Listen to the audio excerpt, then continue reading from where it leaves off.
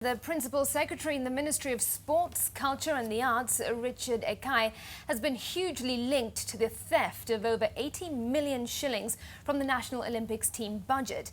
NTV has learned that the government lost the money through escalated air ticket prices, according to details from the Rio Probe committee's report. Well, that report not only accuses the officials directly involved in the misappropriation in government, but also at the National Olympics Committee, where tens of millions are lost annually.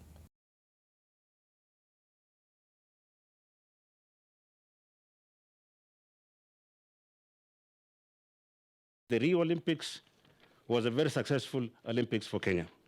In the most alarming finding of the Probe Committee, officials of the Ministry of Sports, Culture and the Arts, through the Department of Sports Development, conspired to steal some 88,611,480 shillings in blotted ticket prices for the travelling party. A quotation submitted to NOC by Kenya Airways on request shows that the airline charged 175,000 shillings per person for economy class and 800,000 shillings for business class return ticket from Nairobi to Rio. Meaning for 192 economy class tickets, 18 business class tickets and 135 cases of reissue, KQ would be paid 65,929,853 shillings.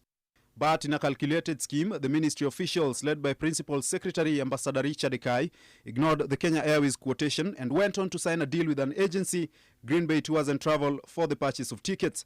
A contract signed by Ekai and witnessed by the Director of Administration in the Department of Sports Development, Haron Komen, on behalf of the ministry, and Patience Tutui and Sheila Yembiha, the directors of Green Bay. A single economy class ticket was tagged at 445,381 shillings. And a business class ticket was tagged at a shocking 2,028,385 shillings. According to this government GPay transaction, the State Department for Sports Development, account number 1000302,488, approved the transfer of 154,541,280 shillings to Green Bay Tours and Travel Limited through RTGS to be paid by 16th August 2016. Undisputable documents from Kenya Airways received by the committee show that Green Bay paid Kenya Airways exactly 65,929,853 shillings for the services. Where did the rest of the money, 88,611,480 shillings, go? The areas where weaknesses were exposed, I am personally promising you that I will take personal attention to ensure that those things do not repeat going on into the future. The Probe Committee also found that athletes were given only up to 30% of the total items they were meant to receive from the sportswear maker Nike through the National Olympic Committee. The product was delivered in totality between the months of May and July 2016. Records show that Nike Sports Marketing Federation Director Robert Lotwis came to Kenya on June 26th and stayed for 9 days, hoping to deliver the kit to the athletes personally during the national trials in Eldoret on July the 1st. It is alleged that NOC could not clear the consignment with customs, and the Nike director left without delivering the kits to the athletes. I asked, I had a checklist of things. Is accommodation fine? Yes, it is fine. Are the kits there? They are there. They are actually arriving over the weekend and everybody will get their kits. Is this right? Everything was right. So, for me to hear the kits, not all the kits reach the athletes. According to the order, male athletes were to get a total of 41 assorted pieces and the female athletes a total of 47 pieces. Shockingly, the committee found that each of the 80 athletes received only an average of 14 pieces. More than 30 pieces for each athlete disappeared. Those clothes arrive when the team has already left. We wanted the team, when they arrived Kenya, we gave them their uniform. But those uniforms now, they are in CIG. Contrary to Mr. Kipchoge Keino's claims, Nike says it delivered all the items as requested by NOC in time. The first consignment delivered on May 19, 2016, and the last consignment on July 27, 2016, a week before the start of the Games. The deliveries were received by NOC Secretary General Francis K. Paul. In Rio, Nike sought explanation from Stephen Arapsoi and FK Paul following complaints from the athletes. After a period of stalling, the meeting happened on 12th August, during which the two said part of the shipment was in store in Nairobi.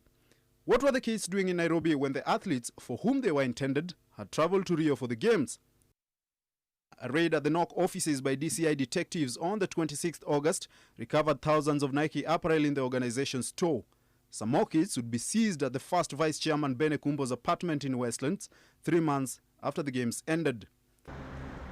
The sponsorship and license agreement between apparel maker Nike and the National Olympic Committee Kenya reveals that hundreds of millions of shillings meant for image rights end up misappropriated by NOC officials. The 8-year contract signed in 2013 by Chairman Kipchoge Keino on behalf of NOC states that Nike will supply team kits worth 52 million shillings for all the 21 sports federations affiliated to NOC every single year. None of the affiliate federations has ever received kits from NOC except in the Olympic, Commonwealth and African Games years. Still, the number given out is always less than what is ordered. The contract also states that some 71.5 million shillings is to be paid to NOC by the kit maker every year as sponsorship compensation from the year 2013. The amount will increase to 74 million shillings from 2017 to 2020. NOC claims that it uses the money to prepare athletes for games. The other agreement of the 17-page contract says that for every medal won by Kenyan athletes in Olympic and Commonwealth Games, there is a bonus to be paid by the kit maker through the National Olympic Committee. A gold medal in Olympics attracts 1.5 million shillings, silver 750,000 and bronze 500,000 shillings. The money is to be paid within 60 days of a written confirmation from the NOC. From 2013, Kenya has participated in 2 major events under the organization of the National Olympic Committee of Kenya. Glasgow 2014 Commonwealth Games, in which Kenya won 25 medals, and the Rio 2016 Olympic Games, in which Kenya won a record 13 medals. Total performance bonuses for Rio 2016 amount to 14 million shillings, and Glasgow 2014 Commonwealth Games 8,750,000 shillings, which adds up to 22,750,000 shillings. According to athletes interviewed by the committee, none of them has ever received any of the bonuses. The Rio Probe committee recommends that officials of the Ministry of Sports and the National Olympic Committee found culpable of having misappropriated funds be prosecuted, that all allowances and bonuses owed to athletes be paid in full. Focus now shifts to authorities to see if they will act on the report as promised by President Uhuru Kenyatta. Edmond Nyabola, NTV.